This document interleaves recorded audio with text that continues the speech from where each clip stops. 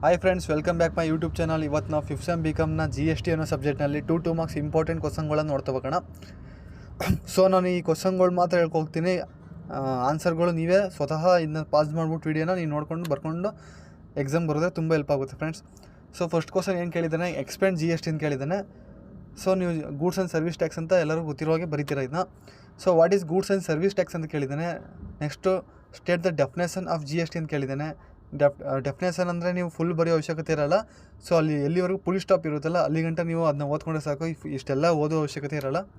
So next expend CGST, SGST ಮತ್ತು ITC ಮತ್ತು CC ಅಂತ ಕೇಳಿದ್ದಾರೆ.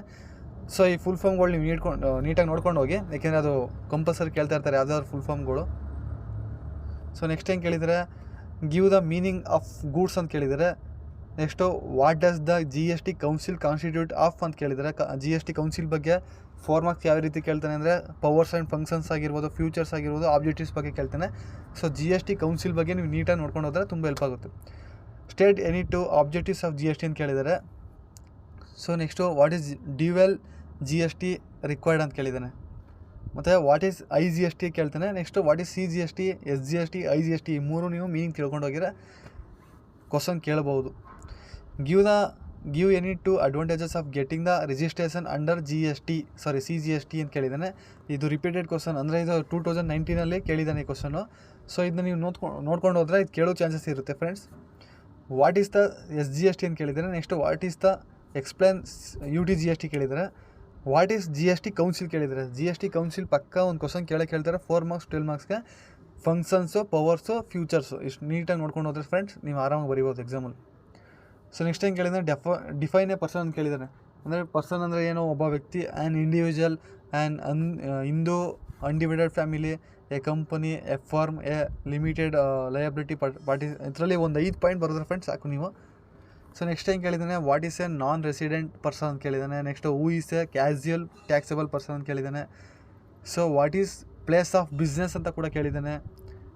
ಸೊ ಫ್ರೆಂಡ್ಸ್ ನೆಕ್ಸ್ಟ್ ಏನು ಕೇಳಿದ್ದಾನೆ, ಮಾಡಲ್ 2 ಅಂತ ಬರೋದಾದರೆ ಡಿಮೂಡ್ ರಿಜಿಸ್ಟ್ರೇಷನ್ ಅಂದರೆ ಏನು ಅಂತ ಕೇಳ್ತಾ ಹೋಗ್ತಾನೆ.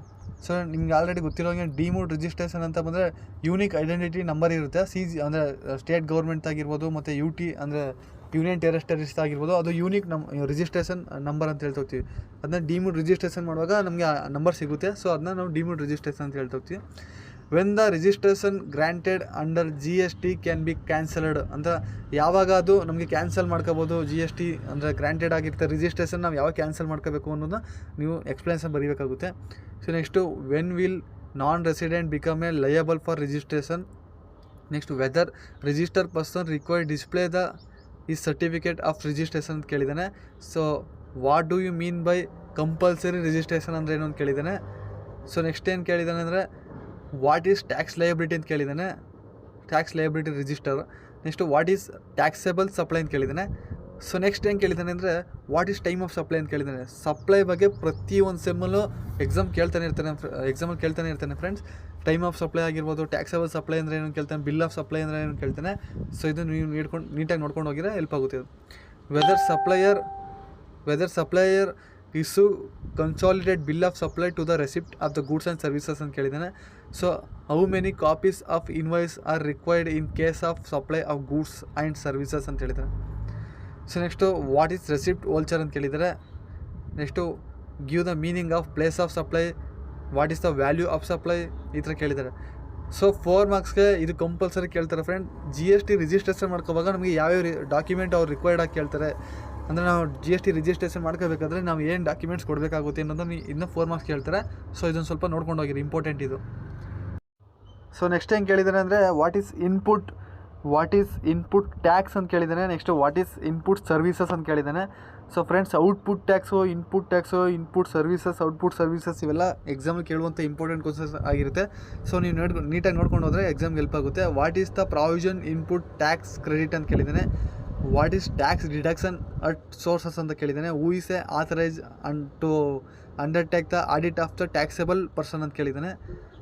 So what is the threshold for opting the pay tax under the composition, ಅಂದರೆ ಕಾಂಪೋಸಿಷನ್ಗೆ ಯಾರ್ಯಾರು ಎಲಿಜಿಬಲ್ ಇರ್ತಾರೆ, ಯಾರ್ಯಾರು ಕಾಂಪೋಸಿಷನ್ ಸ್ಕೀಮ್ ಅವ್ರು ಅಲೋ ಮಾಡ್ಕೋಬೋದು ಅಂತ ಕೇಳಿದ್ದಾರೆ. ಮತ್ತು ಎಷ್ಟು ಅವರು ಇನ್ಕಮ್ ಎಷ್ಟಿದ್ರೆ ಅವ್ರ ಕಾಂಪೋಸಿಷನ್ ಸ್ಕೀಮ್ ಅವ್ರಿಗೆ ಸಿಗುತ್ತೆ ಅಂತ ನೀವು ಬರೀಬೇಕಾಗುತ್ತೆ friends. Does the tax include CGST, SGST, IGST paid on input goods, input service or capital goods ಅಂತ ಕೇಳಿದ್ದಾನೆ. ಸೊ ನೀವು ಅದನ್ನ as in terms of section 254, section 5 subsection 55 and section 2 subsection 20 the MGL respectively. So friends ಇದನ್ನು ignore ಮಾಡಿಬಿಡಿ, ಇದೇನು important question ಅಲ್ಲ. So ಮಿಸ್ಸಾಗಿ ಕೇಳಿದ್ದಾರೆ ಇದರಲ್ಲಿ. Explain the classification of goods and service based on the rate ಅಂತ ಕೇಳಿದ್ದಾನೆ. ಸೊ ನೀವು ಸ್ಲ್ಯಾಬ್ ಅಂತ ಕೇಳಿದ್ರು ಇದೇ ರೀತಿ ಬರೋದ್ರೆ 4 ಮಾರ್ಕ್ಸ್ ಕೊಡ್ತಾ ಹೋಗ್ತಾರೆ. ಅಥವಾ ಅವ್ರೇನಾದ್ರು classification of goods and service based on rate ಪ್ರಕಾರ ಕೇಳಿದ್ರೆ ಎಷ್ಟು ಪರ್ಸೆಂಟ್ಗೆ ಯಾವ್ಯಾವ ಗೂಡ್ಸ್ ಸಿಗುತ್ತೆ ಅನ್ನೋದನ್ನ ನೀವು ಡೆಪ್ತಾಗಿ ಬರೀಬೇಕಾಗುತ್ತೆ ಫ್ರೆಂಡ್ಸ್. ಇದೇ ರೀತಿ ಬರೋದ್ರೆ ನಿಮ್ಗೆ ಸಾಕು. ಟ್ಯಾಕ್ಸ್ ಸ್ಲ್ಯಾಬ್ ಅಂತಲೂ ಕೂಡ ಕೇಳ್ತಾನೆ, ಹಿಂಗೆ ಕೇಳಿದ್ರು ನೀವು ಬರೀಬೋದಾಗಿದೆ. ಸೊ ನೆಕ್ಸ್ಟ್ ಏನು ಕೇಳಿದ್ದಾನೆ, GST ಅಸೆಸ್ಮೆಂಟ್ ಅಂದರೆ ಮಾಡಲ್ 4 ಆಗಿರುತ್ತೆ ಇದು. ವಾಟ್ ಈಸ್ ಕ್ಯಾಶ್ ಲೆಡ್ಜರ್ ಅಂತ ಕೇಳಿದ್ದಾನೆ. Next what is taxable invoice ಅಂತ ಏನಂದು ಕೇಳಿದ್ದಾನೆ. What do you mean by credit note ಅಂತ ಕೇಳಿದ್ದಾನೆ. ಮತ್ತು ಡೆಬಿಟ್ ನೋಟ್ ಅಂತಲೂ ಕೂಡ ಕೇಳ್ತಾ ಹೋಗ್ತಾನೆ. So what is return in GST. So next ಏನು ಕೇಳಿದ್ದಾನೆ, give the meaning of audit in GST ಅಂತ ಕೇಳಿದ್ದಾನೆ. So give the meaning of assessment, self assessment ಆಗಿರ್ಬೋದು ಮತ್ತು ಅಸೆಸ್ಮೆಂಟ್, ಇದು ಇಂಪಾರ್ಟೆಂಟ್ ಕ್ವಶನ್ ಆಗಿರುತ್ತೆ ಫ್ರೆಂಡ್ಸ್, ಕೇಳ್ತಾರೆ. So what is the audit in GST ಅಂತ ಕೇಳಿದ್ದಾನೆ. So what is the first return ಅಂತ ಕೇಳಿದ್ದಾನೆ. Next who is required for file of an annual return ಅಂತ ಕೇಳಿದ್ದಾನೆ. ಸೊ ನೆಕ್ಸ್ಟ್ ಏನು ಕೇಳಿದ್ದಾನೆ, who is required to furnish final return ಅಂತ ಕೇಳಿದ್ದಾನೆ.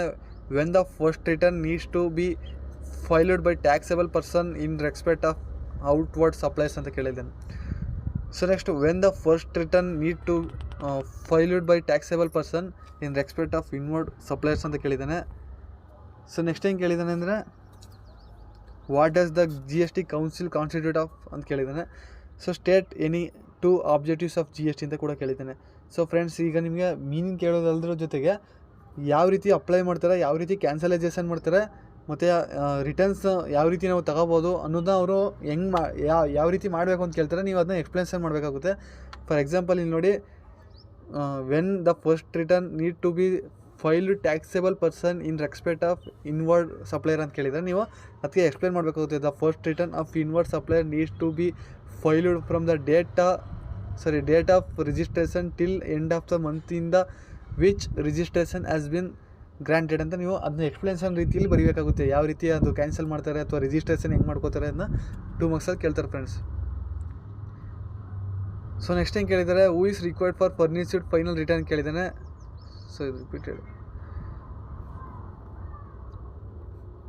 ಸೊ ನೆಕ್ಸ್ಟ್ ಏನು ಕೇಳಿದ್ದಾನೆ, why is dual GST required ಅಂತ ಕೇಳಿದ್ದಾನೆ. ಸೊ ಡ್ಯುಯಲ್ ಅಂದರೆ ನಿಮ್ಗೆ ಆಲ್ರೆಡಿ ಗೊತ್ತಿರೋ ಹಾಗೆ ಸ್ಟೇಟ್ ಮತ್ತು ಸೆಂಟ್ರಲ್ 2 ಗೌರ್ಮೆಂಟ್ ಇರುತ್ತೆ. ಅದು ನಮ್ಗೆ ಯಾಕೆ ರಿಕ್ವೈರ್ಡ್ ಆಗಿದೆ ಅಂತ ಕೇಳಿದ್ದಾನೆ. ಸೊ ನೀವು ಅದನ್ನ ಬ್ರೀಫಾಗಿ ಬರೀಬೇಕಾಗುತ್ತೆ. ಸೊ ಇಂಪಾರ್ಟೆಂಟ್ 4 ಮಾರ್ಕ್ಸ್ ಬಂದು explain the importance of tax invoice under the GST regime ಅಂತ ಕೇಳಿದ್ದಾನೆ. ಸೊ ಇದು ಇಂಪಾರ್ಟೆಂಟ್ ಆಗಿದೆ, ನೀವು ನೀಟಾಗಿ ನೋಡಿಕೊಂಡ್ರೆ ಸಾಕು ಫ್ರೆಂಡ್ಸ್. ಸೊ ಲಾಸ್ಟ್ ಚಾಪ್ಟರ್ ಬಂದು ನಿಮಗೆ what is valuation of goods and services ಅಂತ ಕೇಳಿದ್ದಾನೆ. What do mean by consideration ಅಂತ ಕೇಳಿದ್ದಾನೆ. What is the monetary consideration ಅಂತ ಕೇಳಿದ್ದಾನೆ. ನಾನ್ ಮಾನಿಟರಿ ಕನ್ಸಿಡರೇಷನ್ ಅಂತ ಹೇಳಿದ್ದಾನೆ. ಸೊ ಇದು ತುಂಬ ಸಿಂಪಲಾಗಿರುತ್ತೆ.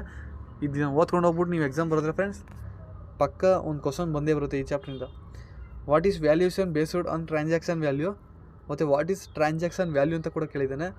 ಸೊ ನೆಕ್ಸ್ಟು ನಿಮಗೆ 4 ಮಾರ್ಕ್ಸ್ ಬಂದು write note on consideration not received in money ಅಂತ ಕೇಳಿದ್ದಾನೆ. ಸೊ ಕನ್ಸಿಡರೇಷನ್ ಮನಿಯಿಂದ ನಾವು ರಿಸೀವ್ ಮಾಡ್ಕೊಳ್ಳೋದೇ ಇರೋದನ್ನ ನಾವು ನೋಟ್ ಮುಖಾಂತರ ಬರೀಬೇಕಾಗುತ್ತೆ ಫ್ರೆಂಡ್ಸ್. ಸೊ ಫ್ರೆಂಡ್ಸ್ ಇಷ್ಟೇ ಆಗಿರುತ್ತೆ ವಿಡಿಯೋ. ದಯಮಾಡಿ ವಿಡಿಯೋ ಇಷ್ಟ ಆಗಿರೋ ಲೈಕ್ ಮಾಡಿ, ಶೇರ್ ಮಾಡಿ ಮತ್ತು ಸಬ್ಸ್ಕ್ರೈಬ್ ಮಾಡಿ. ಎಲ್ಲರಿಗೂ ಧನ್ಯವಾದಗಳು.